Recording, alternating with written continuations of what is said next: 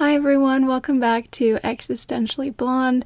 I just want to say thank you so much for tuning in, and for those of you who have already stopped by my channel and checked it out and commented. I did not expect any of that. I don't even know how people found it. I don't even know how to find it.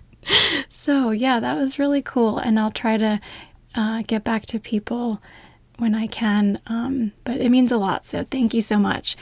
I hope everyone is doing well, and if you're not, I hope things get better.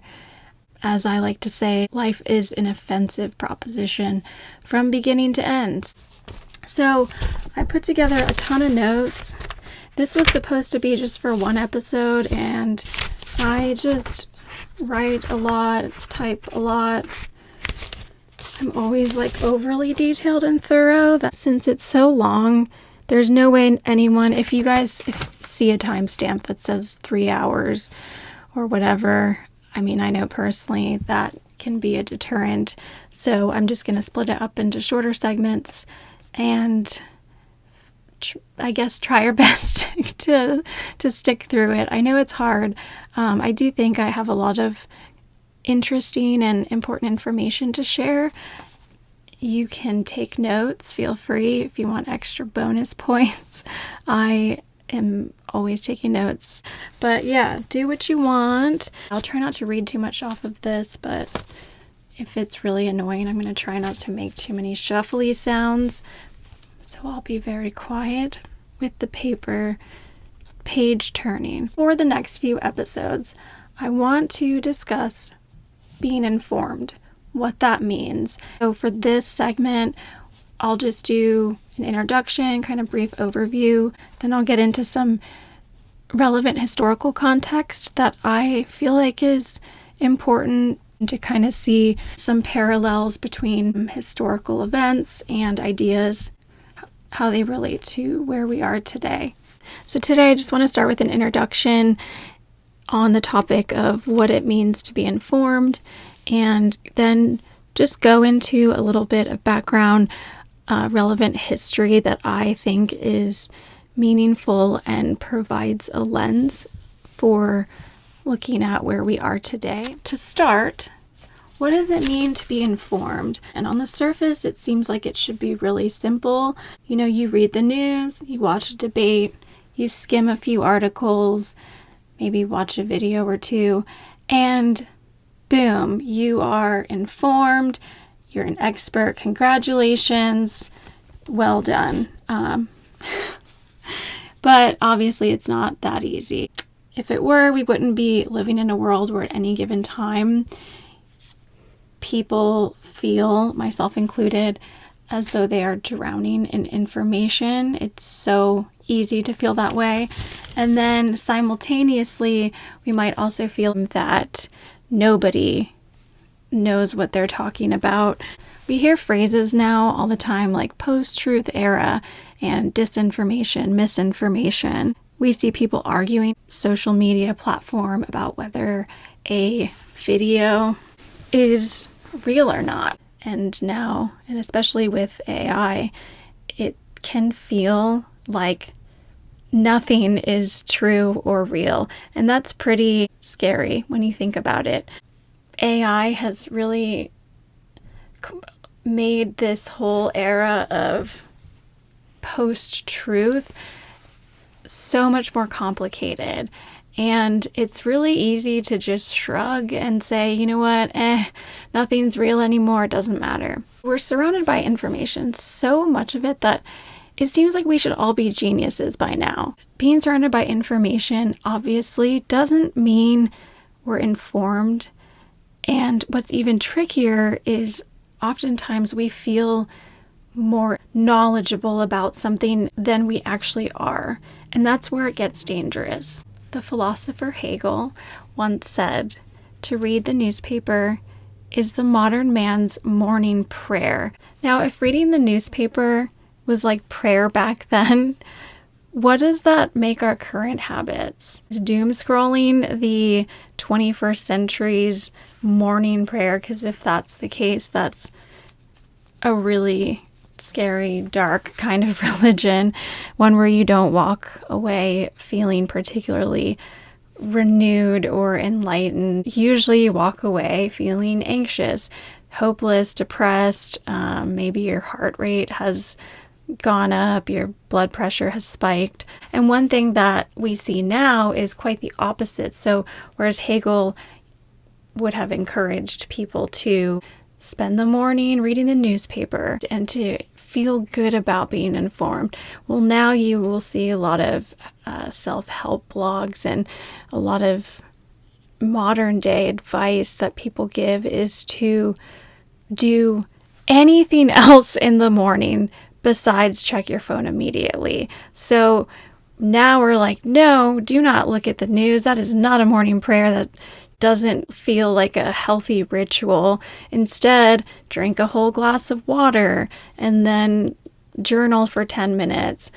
Maybe take some deep breaths, meditate, do everything you can to avoid looking at your phone for as long as possible. That's what we do. So it has changed a lot. Either way, Hegel was definitely onto something. The act of orienting yourself daily toward what's happening in the world, it's both ritualistic and moral. It's a way of saying, I belong to something greater than myself. I have a responsibility to pay attention. And I think that's still true today. The problem is the how of paying attention has changed so dramatically that it might not be doing what we think it's doing anymore. And that's really the heart of this series, is the gap between being informed and feeling informed, between actual knowledge and the illusion of knowing, which is a term that we will get into in the next episode, I think, or the one after. Here's where I want to slow down first and make it personal. Think about the last big issue you tried to follow. Maybe it was an election, COVID policies, the war in Ukraine, conflict in Gaza, AI regulation. Did you really walk away from your news binge understanding the full complexity of the situation? Or did you end up with a handful of takes, maybe some fragmented bullet points and arguments that you can toss around so that, you look like you know something about what's going on? Let's be real. Most of us probably settle for the latter. It's not because we're lazy. It's because of the sheer volume of information out there that just makes depth feel impossible. And it also it makes the task so overwhelming to begin with. It's like trying to drink from a fire hose, where rather than getting nourished or quenched, you just get knocked the fuck over, right? The irony is that democracy, though, depends on people being informed. But democracy also functions in a way that doesn't require everyone to be an expert. That tension between what democracy demands and what people are actually capable of is not a new concept. Okay, so politicians in the 1800s were already panicking, the people in power and those who didn't have power. But there was this panic about if ordinary citizens were fit to rule.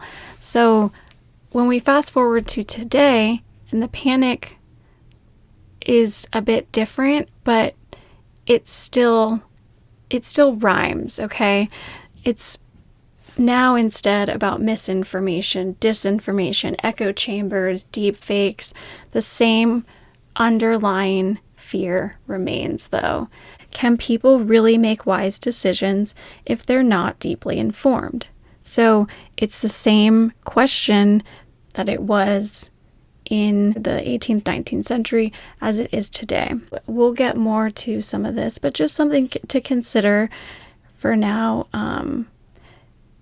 There's kind of a twist, right? So maybe the danger isn't ignorance in the sense of having the wrong facts. Maybe the more severe danger is passivity or apathy.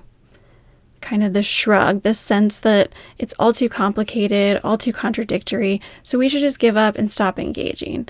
And that is dangerous to a society, and we'll get into why in this mini series, which was going to be one episode, but it's not now. We're going to look at the layers of what it means to be informed, why it's so slippery, and how thinkers like Alfred Schultz and more recently communication scholars studying online news have tried to grapple with it. Along the way, I want to connect this to our present, our elections, our social media habits, even the way AI reshapes how we know things.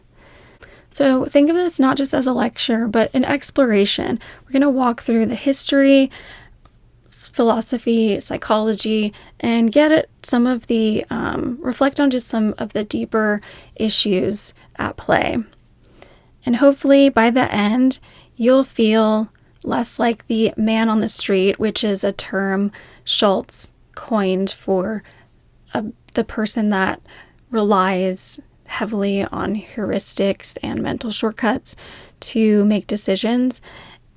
So the idea is to feel less like that person and more like the well-informed citizen, which is the balance, the middle ground between the man on the street and the expert. Okay, so let's get